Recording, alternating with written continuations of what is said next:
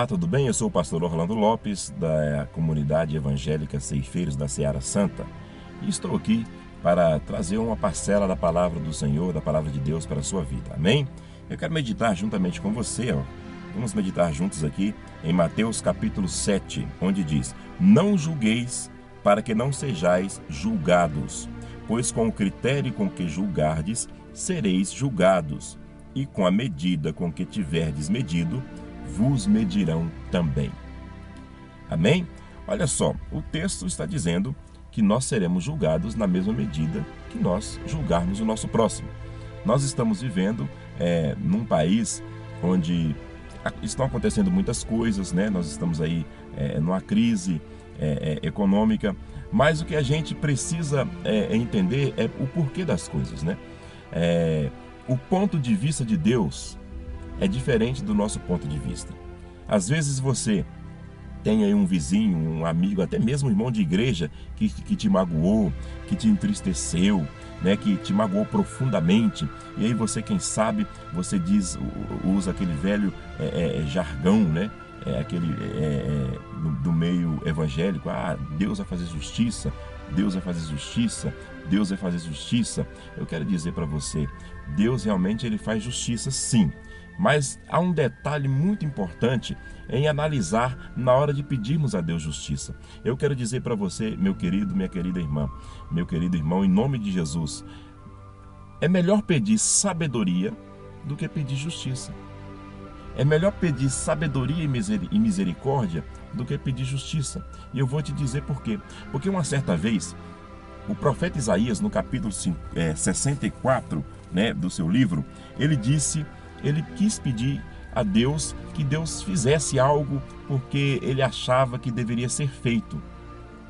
Lá no capítulo 64 ele diz assim: olha, ó, se fendesses os céus e descesses, se os montes tremessem na tua presença, como quando o fogo inflama os gravetos, como quando faz ferver as águas, para fazeres notório o teu nome aos teus adversários, de sorte que as nações tremessem da tua presença. Como quando quando fizeste coisas terríveis que não esperávamos, descestes e os montes tremeram à tua presença, porque desde a antiguidade não se ouviu, nem com o ouvido se percebeu, nem com os olhos se viu Deus além de ti, que trabalha para aquele que nele espera. Isaías faz aqui uma alusão aos tempos de Moisés, em que a justiça divina vinha de forma imediata, como quando a terra se abriu e engoliu 23 mil daqueles que ficaram contra Moisés. Isaías está falando mais a respeito dessa época. Isaías estava desejando, Isaías ali profetizando no exílio, Isaías estava desejando que isso acontecesse, né?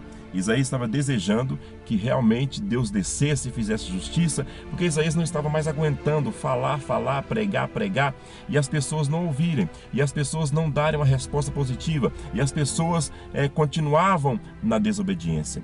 Quantas vezes você insistiu com alguém para que mudasse de vida, com seu esposo, com sua esposa, com seu filho? Você insiste pregando, e seu esposo, ou seu filho, ou sua esposa só te decepciona, só te faz ficar com raiva, só te faz ficar nervoso, você começa a pedir Deus justiça, você começa até a comentar com seus irmãos de igreja: me ajude em oração, Deus tem que fazer justiça na minha vida, porque isso, porque aquilo outro. Por que eu estou relatando aqui sobre Isaías? Porque no versículo 6 do capítulo 64, Isaías volta atrás. Isaías diz assim: mas todos nós somos como um imundo, e todas as nossas justiças como um trapo da imundícia.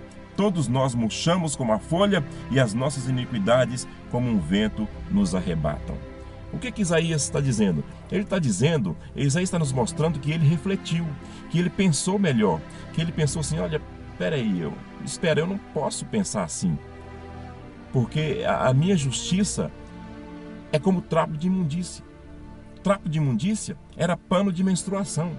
Trapo de imundícia era o tecido que se enrolava nos cadáveres para enterrar, para sepultar.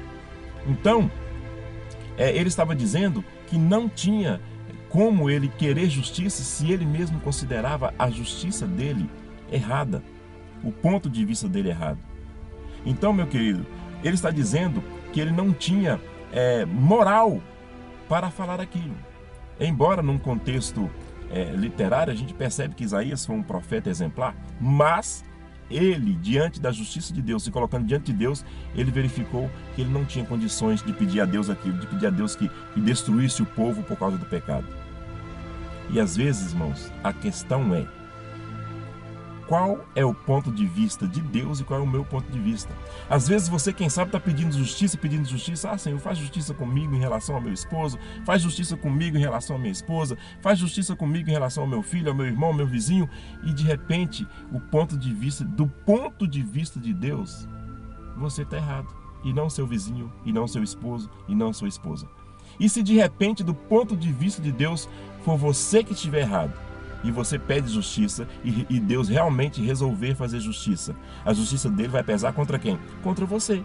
É por isso que é muito perigoso. Precisamos pedir a Deus amor, precisamos pedir a Deus misericórdia, precisamos pedir a Deus sabedoria para aprendermos a pedir a Ele as coisas, a saber o que falar. É por isso que o próprio Jesus disse aqui no início, como eu li, né? Com a mesma medida que julgares, vós sereis julgados. E nós aí estamos numa situação no país de crise, e nós muitas vezes, quem sabe, desejamos, podia explodir uma bomba no Palácio do Planalto, podia explodir uma bomba lá no Congresso Nacional, lá no Senado, e a gente está aqui pedindo justiça, e a gente não sabe nem o que quer. O que nós precisamos? Sabedoria. O que nós precisamos? Misericórdia. O próprio Deus já disse: misericórdia quero. É o que Deus quer. Então, nós que somos servos de Deus, que viemos ao mundo para fazer a diferença, se nós começarmos a pensar igual qualquer pessoa pensa, olho por olho, dente por dente, nós não estamos fazendo a diferença. Nós faremos a diferença se nós orarmos pelas nossas autoridades. Nós faremos a diferença se nós orarmos pelos nossos inimigos. Nós faremos a diferença se nós buscarmos para que os nossos inimigos realmente venham se converter dos seus maus caminhos e venham seguir o Deus que nós servimos. Então nós temos que ter muito cuidado com isso. E nós pedimos muitas vezes justiça com relação à corrupção. Aí eu te pergunto: você nunca dirigiu sem carteira? Você nunca dirigiu o seu veículo, não saiu por aí com o seu veículo com o seu IPVA atrasado, com a sua licença atrasada? Você nunca teve o seu nome no SPC? Você nunca teve o seu nome no Serasa, embora eu sei que existem muitas pessoas que nunca tiveram, mas a maioria teve. Você nunca agiu de forma desonesta, você nunca mentiu. Você nunca mentiu para o seu pastor? Você nunca tomou santa ceia indignamente? Você nunca aceitou dinheiro sujo? Você nunca comprou algum produto roubado? Deus está falando com algumas pessoas aqui. E eu quero dizer para você: e por que você está pedindo justiça com os políticos se a própria corrupção, quem sabe, está enraizada no seu coração? Você nunca comprou um produto pirata? Você nunca comprou um CD pirata? Você nunca comprou nada no camelódromo? Você nunca comprou nada na rua, CD na rua, eletrônicos? Será que Deus mede pecado? Eu quero dizer para você: peça a Deus misericórdia. Porque quando você pede a Deus misericórdia, a misericórdia dele vai ser sobre a pessoa com quem você está orando e sobre sua própria vida. Mas quando você pede justiça, a justiça de Deus vai ficar do lado de alguém e pode ficar contra você. Tá bom? Então, em nome de Jesus, vamos vigiar com o que pedimos a Deus. Vamos aprender a orar, a buscar a Deus com sinceridade. E vamos aprender a buscar sabedoria, misericórdia e amor da parte de Deus. Amém? Deus abençoe e até a próxima, se Deus quiser.